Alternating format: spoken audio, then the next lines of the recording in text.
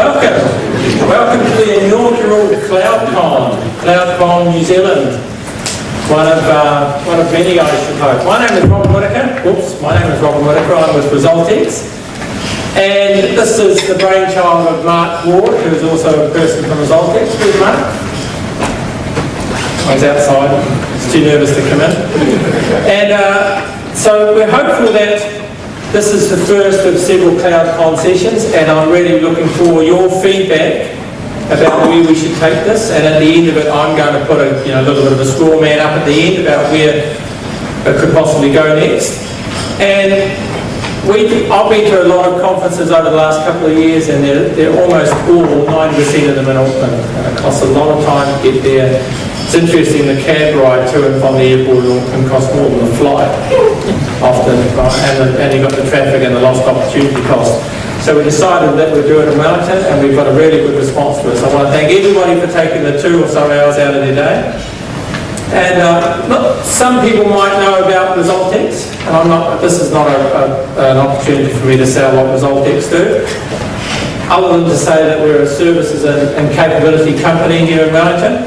And those who do know us are probably wondering why Resultex and why is Resultex bringing together these vendors into a CloudCon forum like this, right? And the answer is quite simple. Our business has changed and is changing absolutely dramatically as I stand here. We've been in business 20 years, offering experience and capability. But over the last 3 years, the market has completely turned upside down, really. And we have a sister company called Innovate, who's a Microsoft Silver development partner, and their business is changing dramatically as well. Custom development used to be sort of the de rigueur of what people did in their application space. Now it's much more unusual than it is common, with all the cloud-based services and the cost packages, etc. And the way that customers and people and government agencies are engaging in procuring is completely changing with all the government panels, the infrastructure as a service, desktop as a service. We're going to hear about identity as a service from Okta today, enterprise content management, HR, storage as a service, everything is offered as a service. Interesting enough, during some of the research for this, we came across AAAS. Avatar as a service. You can sign up to that and it makes sure that your avatar stays the same across all the services that you there. Okay, now if I had an avatar, it might be quite useful, right? But the fact that you've got things like avatar as a service is incredible to me. And this is not just a local phenomenon or an international phenomenon. IT is evolving completely across the planet. And traditional providers are all changing. Now, who remembers when Amazon just sold books? Seriously, right? And the Android, and just remind me, if your phone's not off, can you please mute it? Android is now Google. Google's now one of the most successful companies. Who remembers the time? I remember it. You go into Magnetics magazines or wherever it was, you go up to the computer IT section, right? And it was Windows, PCs, and up in the top left-hand corner was the nerdy Apple magazine. And it was well done. Now it's Apple iPad, Apple Android, and up in the bottom, there's a little Windows magazine. Right? It's well done because there's only one of them. So the market has changed really dramatically. And so we decided at Resultex and our sister company Innovate that we needed to expand the conversations that we were having with our customers. Because it was no longer about experience and capability. Because our customers, a large number of them, are also thinking, well, there's this cloud out there and we have our legacy IT systems. How do we bring them together? How do we harness the best of both capabilities? And we want to be part of that conversation with our customers and their futures. Right, so, and it's, it used to be if you aren't changing, you're standing still. But right now in IT, if you're not changing, you're going backwards. This is what it used to be like. Oracle done RBMS, Microsoft did the desktop, SAP did, ERP systems and stuff. It deploys in the middle of a desktop. Right, that was so easy. So predictable. Software is one industry, and CIOs are about enabling the technology and connecting the technology. with users. But now, it's far, far more complex. IBM has pretty much got almost completely out of the hardware game, but the only thing they still make is mainframes, which is the stuff they made first, which is a pretty interesting circle. Okay, Oracle has a software enablement stack a mile deep, and Microsoft moving massively into cloud, and data center hosting with the Azure, and it's just across the ditch in Australia, and some of these services are coming very, very close to New Zealand.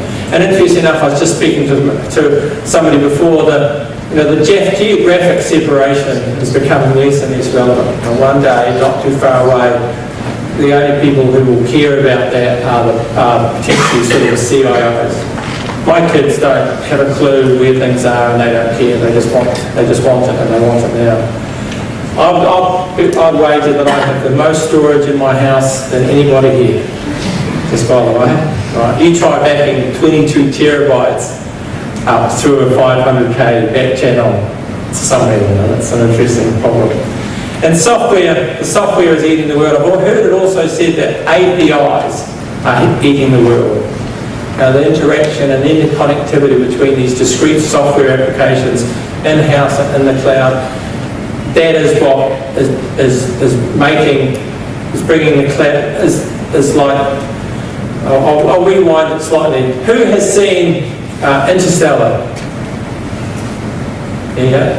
Remember that scene where they've landed on that planet around that supermassive black hole, and I think it is Anne Hathaway who said, let's go to the mountain. And the chap says, that's not a mountain, that's a wave. And it's like a 1,000,000-foot wave that's coming towards them like that. That's cloud. Cloud is going to wash over organisations, whether they're ready for it or not. So, anyway, that's a bit of a sort of evangelical. And so some of the conversation starters that we've learned in the last few months preparing for this. When we first started the journey, there were 6,000 cloud service providers, and I'm talking about all the social media. There's now 8,000 of them. And interesting enough, we recently ran a sky-high appraisal of the cloud services and use for a mid-sized government entity here in New Zealand, and there were over 300 in use. And when I went through the list, half of them I'd never heard of. Okay, but the users, somebody in the user space was using them. Okay, and I've got 4 kids, so I think I'm reasonably up to speed. BYOD is now BYOC. With every device comes a cloud that hangs around, that follows you around and encapsulates you. And roll your own shadow IT. If you went to a normal person in IT and said, how many cloud apps do you think your users use? The answer is typically 30 to 40. And the real answer is typically 300 to 400.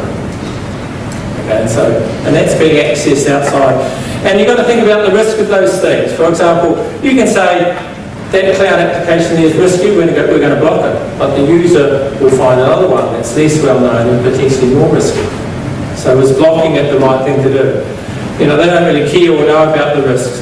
And also an interesting stat, somebody who's inside an enterprise, if they bring a cloud application into the enterprise, whether it's Dropbox or anything, there's a 30% chance that they'll use the same password for that as they use to get on your corporate network.